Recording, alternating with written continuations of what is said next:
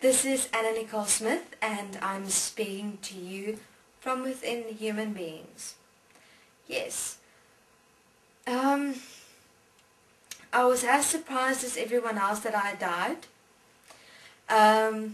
Because in the dimensional experience, it is most definitely not what you expect. Not at all.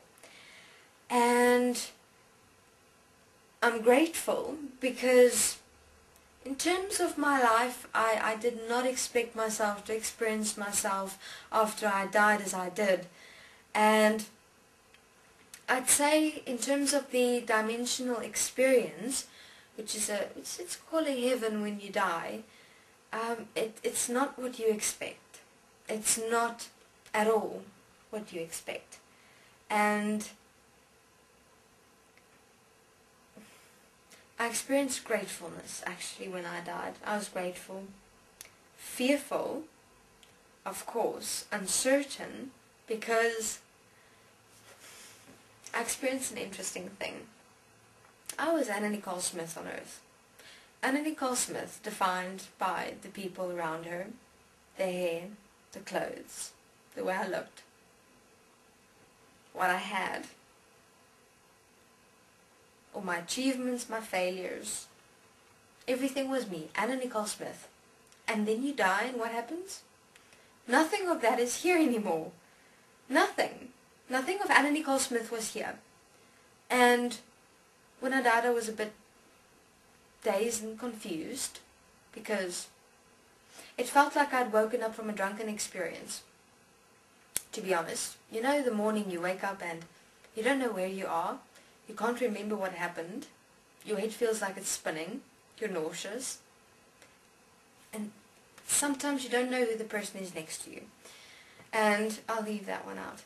And the same was in the dimensions, because these people are around me and I don't know who they are. I don't know how I got there, which is the same in the bed experience. You can't remember how you got there. And I was wearing a white dress. Now this is strange, because the first question asked is, why am I wearing a white dress? Who put this white dress on?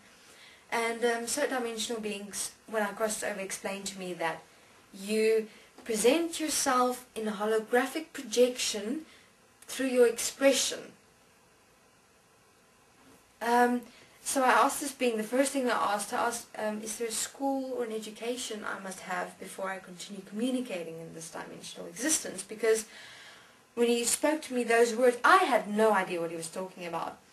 And I told him, well, am I able to come back to earth in some way? Am I really dead? Can't I, just breathe in or something? I'm not able to die. I'm too young.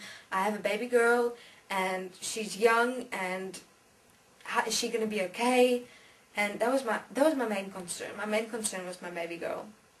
And he said, wait, first it's you, she'll be fine, don't you worry about her. You don't want to put your motherly concerns and harm your child.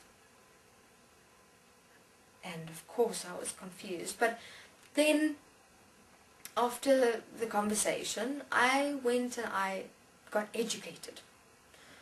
But what do I mean by educated? I mean, I started to understand where I am, why I'm here, why I had to go.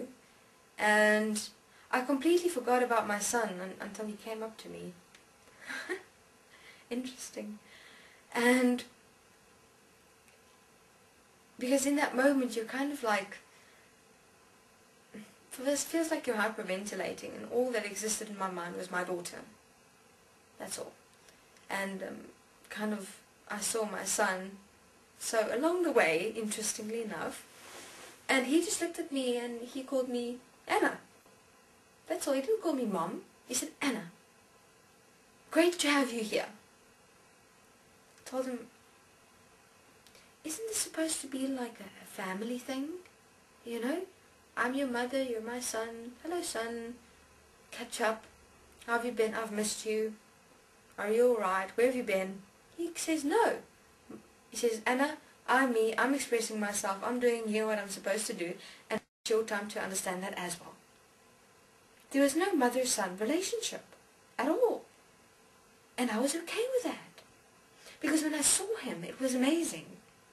He was free, he was expressing himself. Of course he had some ladies around him.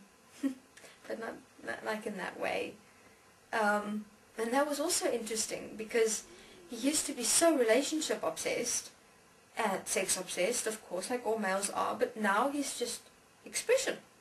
And I see he's enjoying himself for the first time in his life. Well, if you can call it life, I suppose whether you're here or whether you're in the dimensional existence, both is life. And now it was my turn. Still the concern of my daughter was within me, but I said, well, okay, I see my son is okay. My daughter, still a bit concerned, but okay. Now it's my turn. And so I experienced some processes and some realizations and some awarenesses, some discoveries about myself. And I now understand the place of my daughter in this world and why she's here and that she's okay. She is more than okay. She's beautiful and she's protected, if you want to call it that, as all children are at the very moment.